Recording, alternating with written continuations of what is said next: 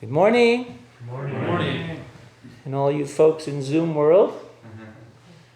Another lovely autumn morning. I got to watch the deer this morning at my place, frolicking around and cleaning one another. And numerous birds, including woodpeckers, pecking on my house. But we're all here together, so it's good. We co-evolution. We need one another. So. Anyway, this is the second talk of 3 talks on the Heart Sutra, which we're exploring together.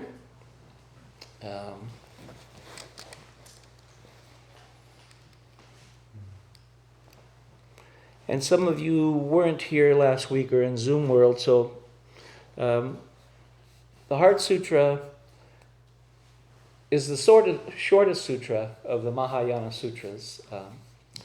By far the shortest, and it's chanted all over the world and practiced all over the world, and certainly right here at Budai Temple. It's a very beloved sutra, and it is highly condensed. It contains the core teachings of Buddhism within 25 lines. It's quite a creation, and quite enjoyable to chant. So that's what we do. I actually would like to recite the sutra.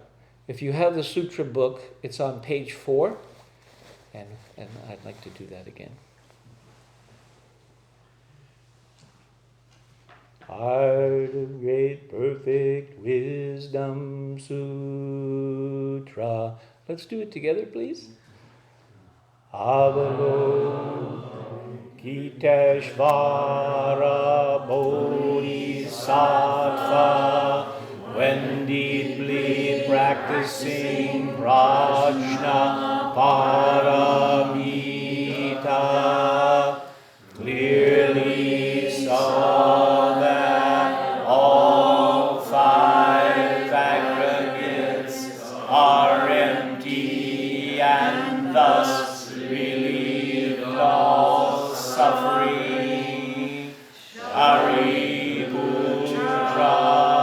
form does not differ from emptiness. Emptiness does not differ from form. Form itself is emptiness. Emptiness itself form. Sensations, perceptions, formations, and consciousness are also like this. Shariputra, all dharmas are marked by emptiness. They neither arise nor cease, are neither defiled nor pure, neither increase nor decrease. Therefore, given emptiness, there are no form, sensations, perceptions, formations, or consciousness. No eye, ear, nose, tongue, body, or mind. No sight, sound, smell, taste, touch,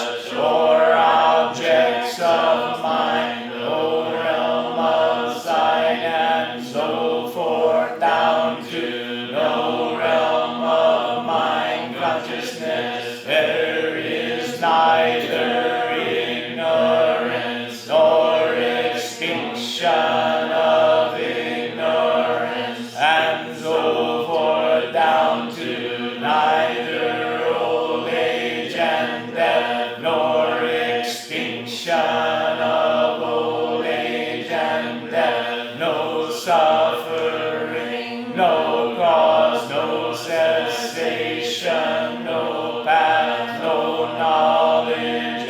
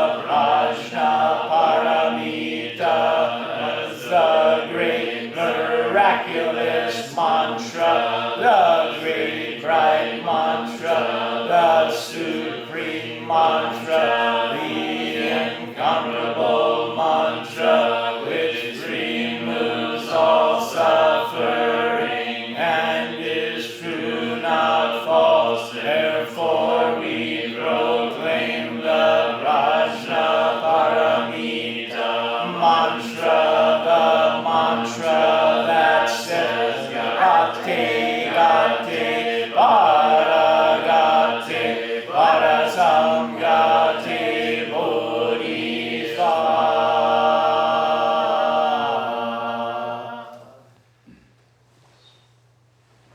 Lovely.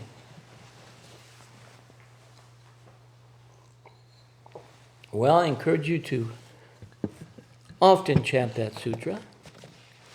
And there's also some good texts. We're not using a text this practice period, but there's several good commentaries, wonderful commentaries written that one could explore that would help navigate the spirit of the Heart Sutra.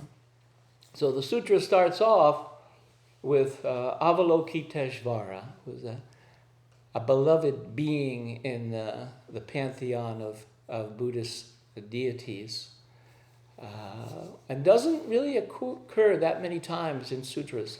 Apparently very few, maybe only two, the Lotus Sutra and the Heart Sutra. So here surfaces Avalokiteshvara to offer this teaching. And we'll get into that as far as who the teaching is being offered to, besides all of us, a particular disciple of Buddhists. So Avalokiteshvara is a Sanskrit word. I heard that name many years ago. That's a fascinating name. I like the sound of that name. I didn't know what it meant or where it was from. Maybe it was Jack Kerouac that had written it. But it's Sanskrit, and it actually means one who sees. One who sees. One who sees the sorrows of the world. I believe also in Tibetan, Chenzerig is the name of that bodhisattva, and it also is one who sees. But also that bodhisattva is known as one who hears the cries of the world. More so Chinese, I think. But one who hears and one who sees with the great eye of compassion. So that's central. And so this teaching is brought forth by a great bodhisattva of compassion, and it is a teaching of Prajna Paramita, which is wisdom. So you have wisdom and compassion together as a great force of spiritual medicine. So Avalokiteshvara has different name and has surfaced all over the world in Buddhist cultures. So in Japan, it's very embraced, a major bodhisattva, Kanzeon. And they have many sculptures there, and they do ceremonies and rituals, which I'd love to partake in. So Japan, and then you get to China, and it's Kuan Yin. Kuan Yin has been in China for almost 2,000 years, and the Chinese actually, some of them don't even know that it's Buddhist. They think it's part of Chinese culture, and it is, but the roots are from Buddhism. And so Kuan Yin, and then you get into Tibet, who's an extremely important figure in Tibet, to the degree that the Dalai Lama is an emanation of Avalokiteshvara. That's the Dalai Lama's primary function. So that's who he is. And he has practices and so forth, and he brings that to the world. We're fortunate enough to be alive that there's somebody like that sharing that wisdom.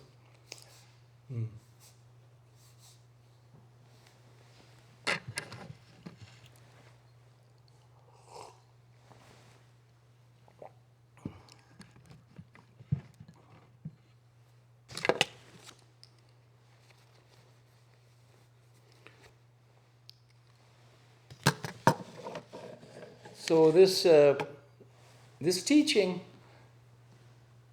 we are told, thus we have heard, was offered on Vulture Peak in India, in northern Bihar. not too far from where the Buddha was enlightened under the Bodhi tree. It's just a few miles. And the Buddha was there, gathered with his disciples, and he's sitting silent in samadhi, and Avalokiteshvara is by his side, and the disciples are there. But the Buddha is silent, and he's channeling the teaching to Avalokiteshvara. And Avalokiteshvara is sitting there, and Shariputra, considered one of the wisest disciples of the Buddha, comes forth and asks the question, how shall a noble son or noble daughter train? And so the sutra actually begins with asking the question. And the Buddha is doing a silent teaching of sorts. And so thus the Heart Sutra begins.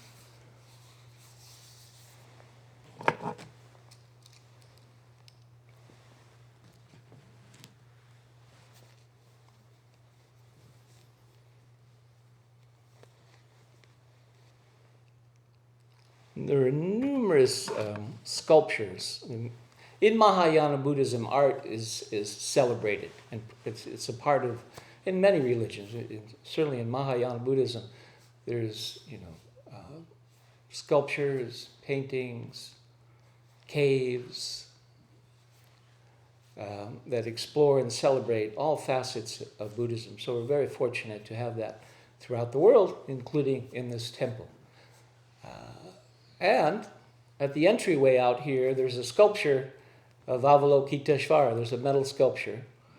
And interestingly enough, in the headdress, oftentimes bodhisattvas way back 1,000 plus years ago, the paintings, they had headdresses of sorts on, like they were princes and princesses.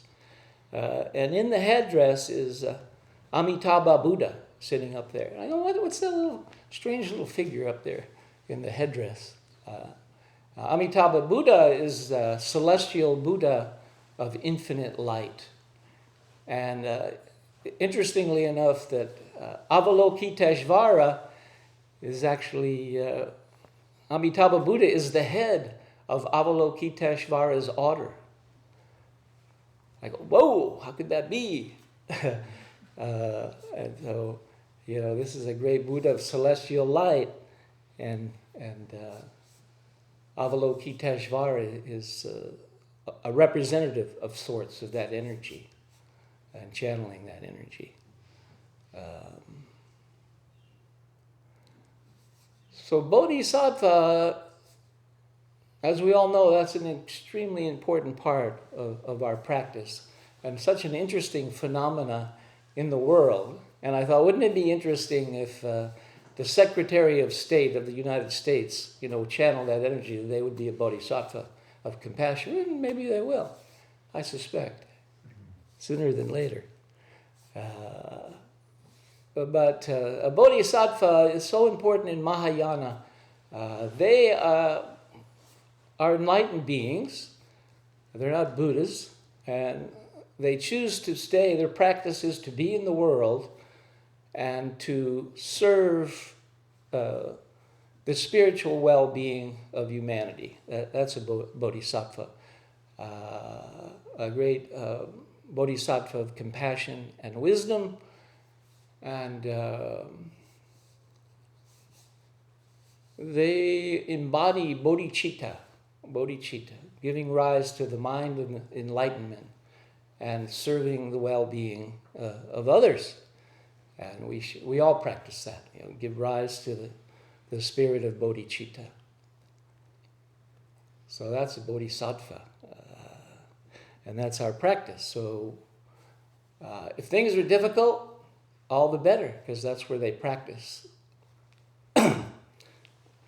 They don't turn away, they engage in the world, as we all do.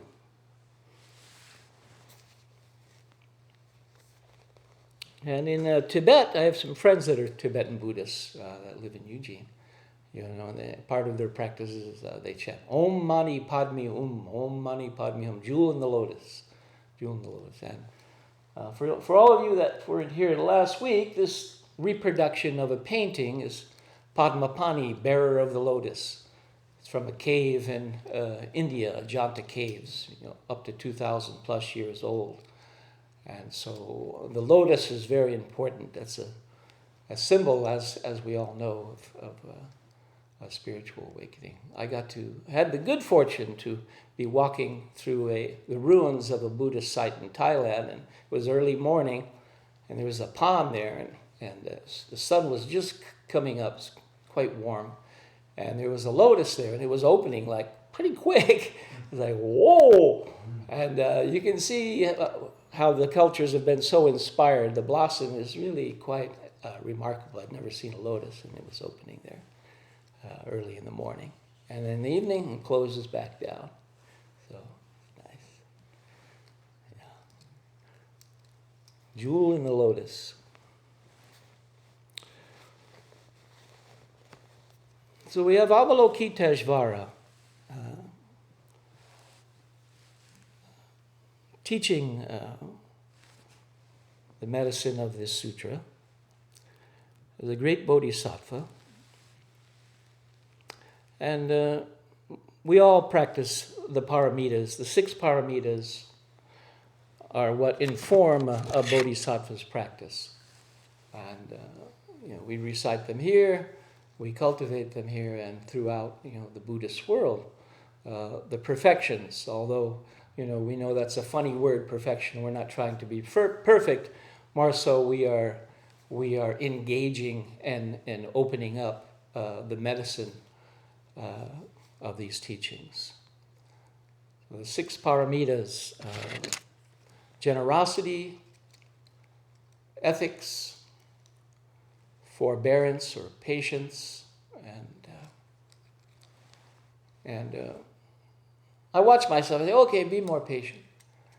And then they go, well, that's enough. I can't be, I've been patient enough. This person's saying this or doing this. And then, no, that's not being patient. You have to go deeper into it. For forbearance that's a deeper level. I think that's a deeper level. I need to explore that more about practicing forbearance. And that's a medicine in the world. I noticed with my daughter, if I engaged and practiced that, she would understand completely when I did not respond in a reactionary way, and I was more and more patient, and then there was something else that would arise that was wholesome, just from engaging in the energy of forbearance. So, unfortunately, many people do that. And the 4th is vigor, bringing a vitality and energy to the practice of the paramitas and Buddhism.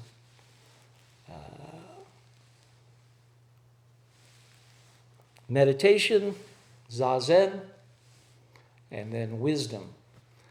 Of course, the wisdom that comes up in this sutra is not necessarily the wisdom that we are used to engaging in Western culture, although that's part of it. It's also referred to as prajna. This is prajna paramita, perfection of wisdom.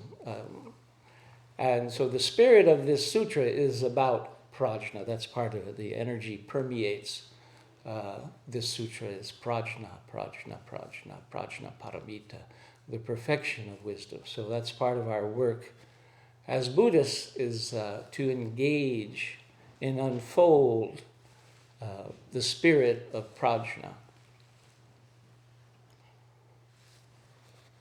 And one of the great living teachers, Thich Nhat Hanh, he often will use the term interbeing, I believe, for prajna. And interbeing, things are all related and intertwined and rise together. There is no separate self, there is no separation. Complex ecosystem of energy, the spirit of prajna.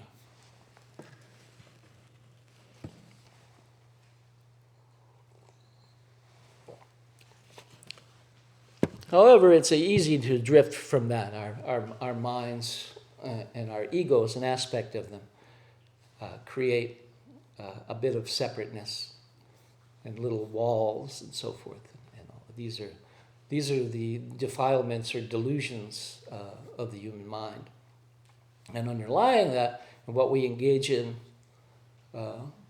as Buddhists is the interconnectedness and interdependence of all these energies and possibilities to live a human life.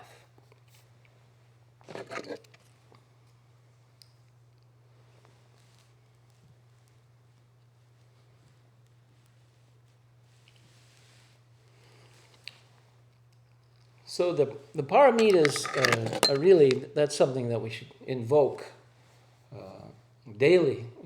That's the medicine that will carry us in the world and help transform the world by transforming ourselves, engaging in these practices. So we're fortunate, to have these teachings that we cultivate here at the temple on a regular basis.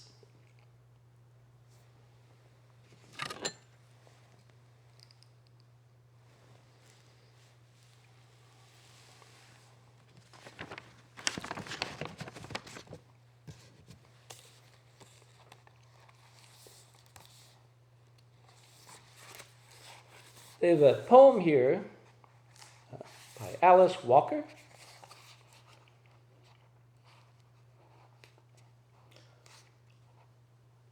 The world has changed. The world has changed. Wake up, smell the possibility. The world has changed. It did not change without your prayers, without your faith, without your determination to believe in liberation and kindness, without your dancing through the years that had no beat. The world has changed. It did not change without your numbers, your fierce love of self and cosmos. It did not change without your strength. The world has changed. Wake up. Give yourself the gift of a new day. The world has changed. This does not mean you were not hurt. The world has changed. Rise, yes, and shine. Resist the siren call of disbelief. The world has changed. Don't let yourself remain asleep to it. And many of you are familiar with Alice Walker. She's an African-American woman, a poet, first and foremost. Probably in her mid-70s or so. She was a civil rights activist in the 60s and 70s, human rights activist in Africa, U.S., Palestine, and most noted for her novel, The Color Purple. And she writes wonderful poetry, and so I read it often. I keep it near my bed. And quite a bit of history of African Americans in the South, where her family lived and lives. And so I get a different perspective from her writing, from a lot of people I read. It's quite wonderful to have such a different perspective of that world. So thank you, Alice.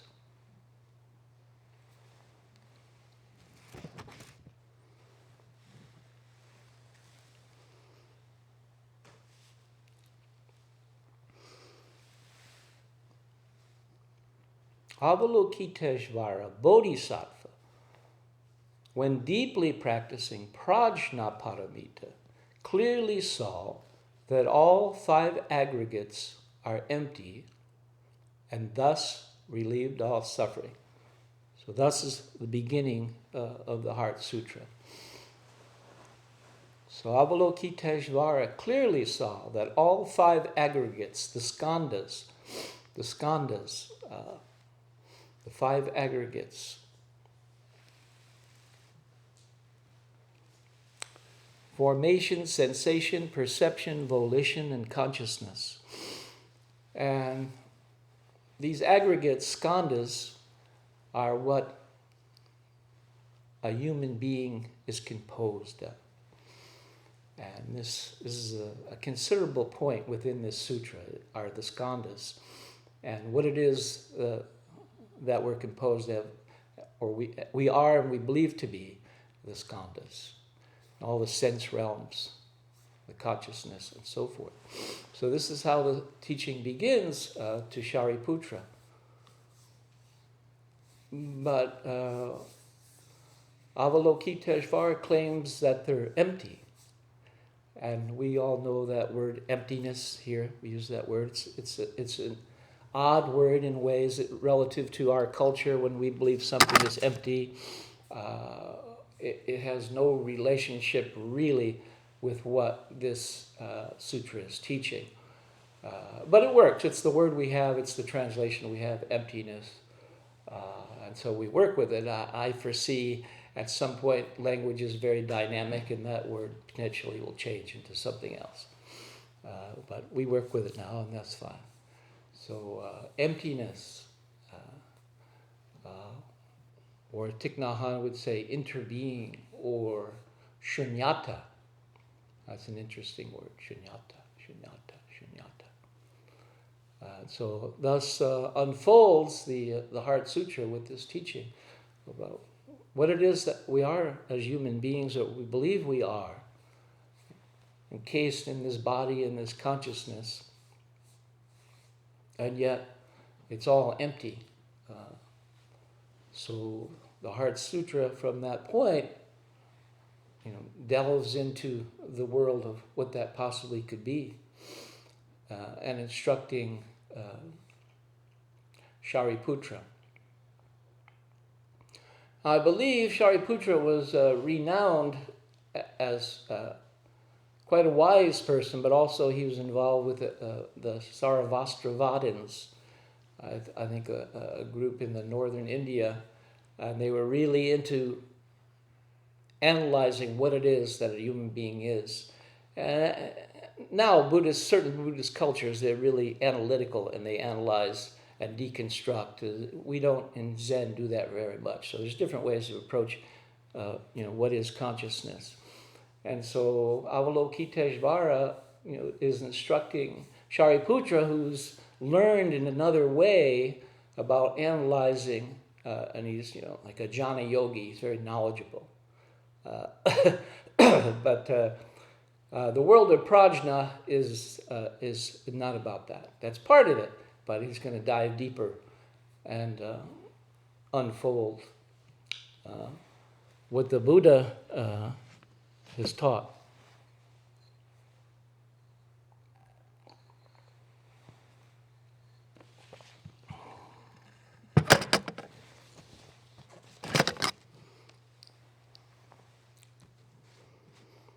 So we have these 5 skandhas, what it is that composes a human being, and the perception of what that is, and the illumination and challenging of what that is.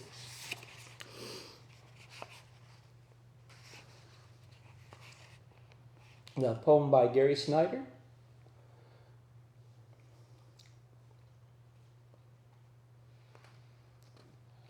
On the top of Cold Mountain, the lone round moon lights the whole clear cloudless sky. Honor this priceless natural treasure, concealed in the 5 shadows, sunk deep in the flesh.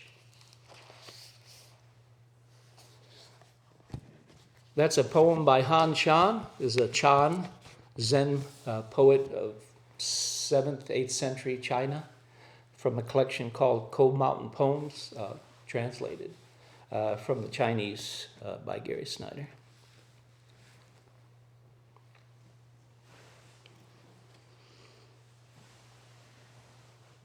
Are there any questions?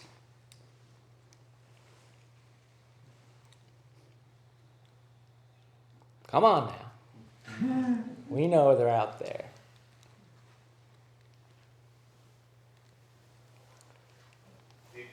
Yes. This is Kyle. Hi, Kyle. Can you read the poem once more? I can do that. Thank you. You'd like to hear the poem once more? I'd be delighted to do that.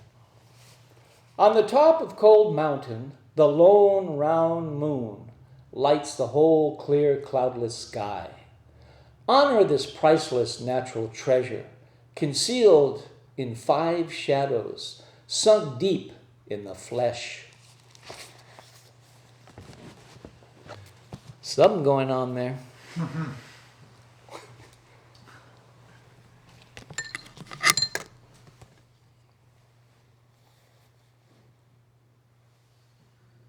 Kogen. Hi. Oh, got a punch going. Hi, it's Kogen. Hi. Yeah. In Zoomland.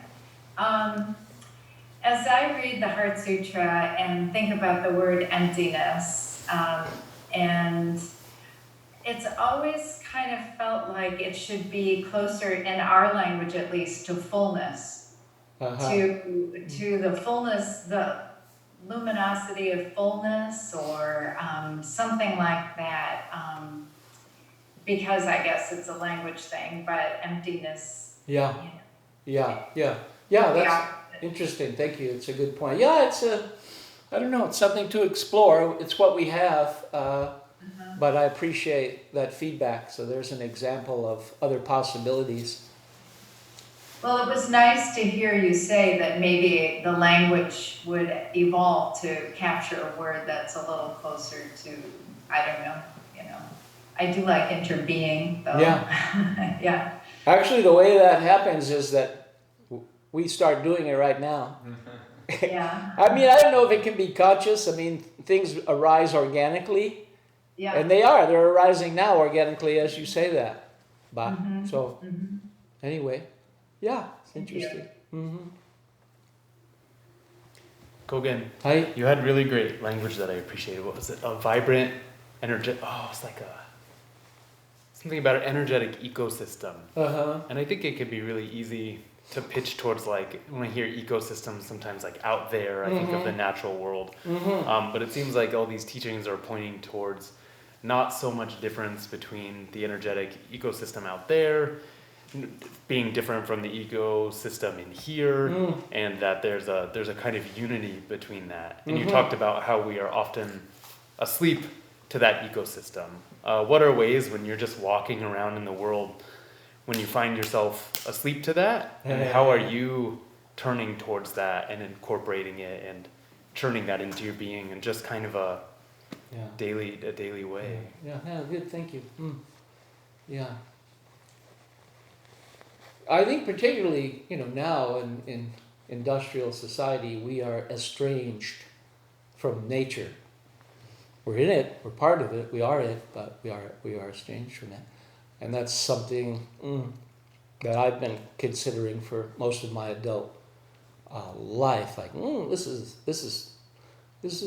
something we need to have a different relationship with nature, with one another. And so one of the things I do when I walk around and I'm in the world is actually be more aware of my breath. Something very simple, but oftentimes I'm not, kind of short breath and panicky or in a hurry or the mind's flying. Just to slow down and actually breathe and actually be aware of my footsteps is actually huge. And we could do that anywhere, but frequently I don't do it, we don't do it. But that's one possibility, just to engage in, being very present with your breath and your walking, and then you change people around you just by doing that.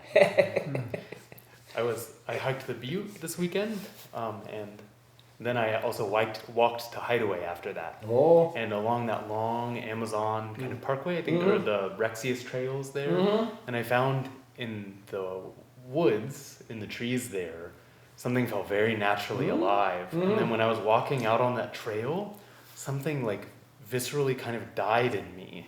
It was very strange, and I realized I was pitching towards feeling like I'm being watched, and like in the open and like against a backdrop of cars and buildings.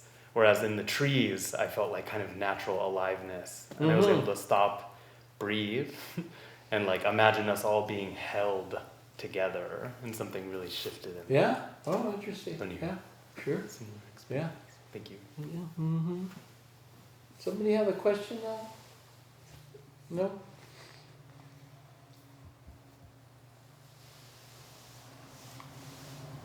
Okay. Hi.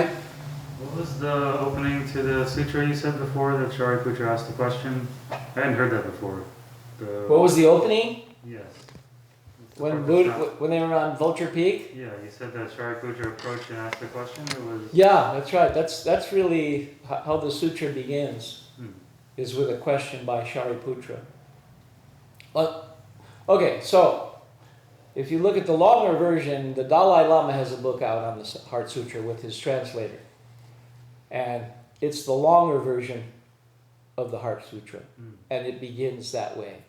So if you read that text, and I have it, you can borrow it.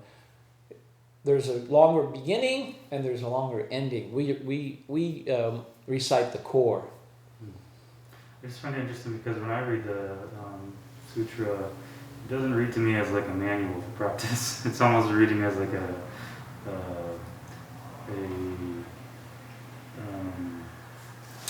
how to not get confused or something like that.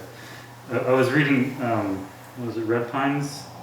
Yeah. And he was saying how a lot of it was, like you said, that Shariputra was associated with the Sarvastivadins, Right. and that they were very analytical, and so a lot of the sutra seems to be about how that can confuse you.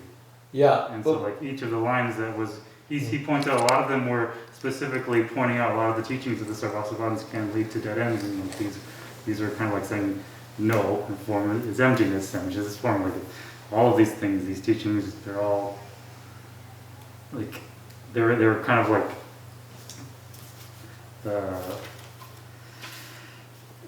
like form does not differ from emptiness. Form like that's why I was saying like why it's very very 1, 2, 3, 4 like all these things are different teachings that were being specifically referred to, and then pointed out how it's all emptiness. So this is also emptiness. This is also emptiness. This is also emptiness.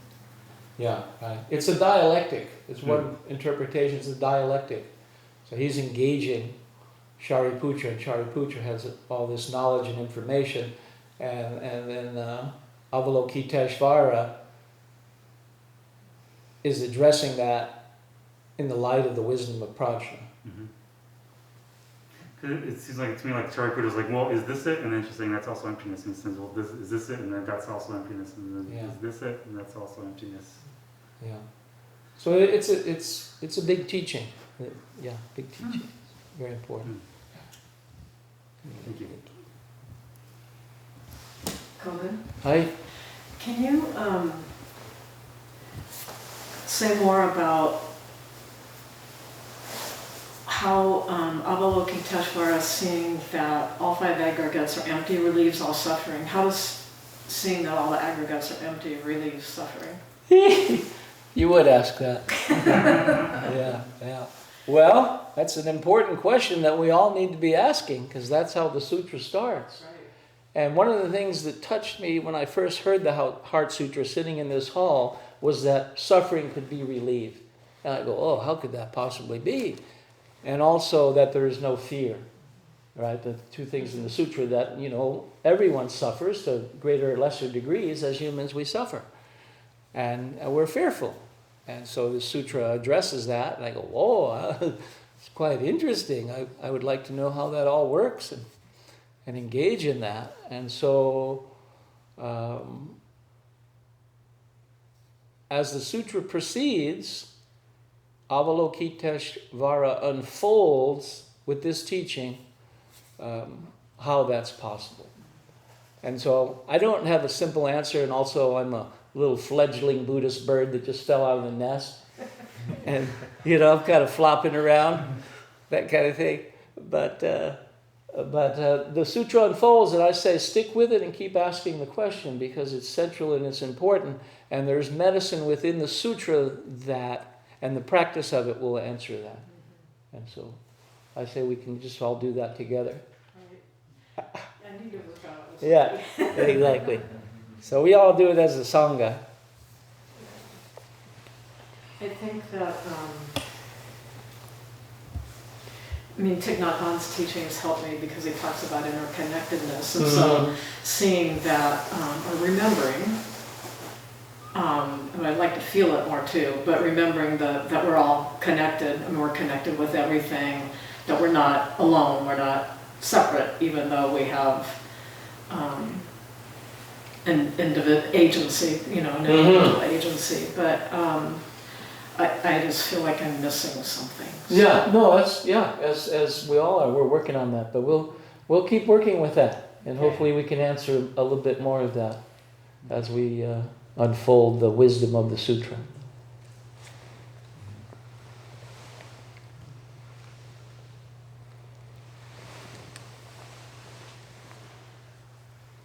Ooh.